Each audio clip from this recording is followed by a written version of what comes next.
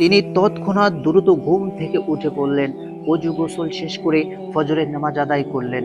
নামাজ শেষে প্রধানমন্ত্রী জালালউদ্দিন মৌসুলীর নিকট গিয়ে গোপনীয়তা রক্ষার প্রতিশ্রুতি নিয়ে স্বপ্নের বিবরণ শোনালেন এবং এই মুহূর্তে কি করা যায় এই ব্যাপারে সুনিশ্চিত পরামর্শ চাইলেন।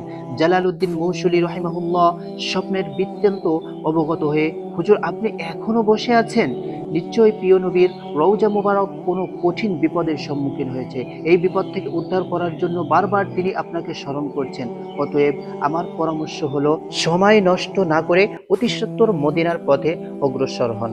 নূর উদ্দিন জাঙ্কি রাহিমাহুল্লাহ কাল বিলম্ব করলেন না। তিনি ১৬,০০০ দ্রুতগামী অশ্বারোহী সৈন্য এবং বিপুল ধন সম্পদ নিয়ে বাগদাদ থেকে মদিনা শরীফের অভিমুখে রওনা হলেন।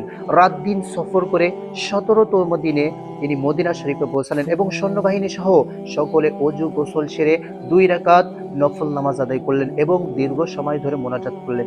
তারপর সৈন্যবাহিনী দ্বারা মদিনা শরীফ ঘেরাও করে ফেললেন এবং সঙ্গে সঙ্গে আদেশ জারি করে দিলেন যে বাইরের লোক মদিনায় আসতে পারবে না, কিন্তু সাবধান, মদিনা শরীফ থেকে কোনো লোক বাহিরেও যেতে পারবে না। নূর উদ্দিন জাঙ্কি রহিমাহুল্লাহ জুম্মার খুতবা দান করলেন এবং ঘোষণা দিলেন, আমি মদিনাবাসীকে দাওয়াত দিয়ে একবেলা খানা খাওয়াইতে চাই। আমি অভিলাষ সকলেই যেন এই দাওয়াতে অংশগ্রহণ করে। সুলতান মদিনাবাসীকে আপ্যায়নের জন্য বিশাল আয়োজন করলেন।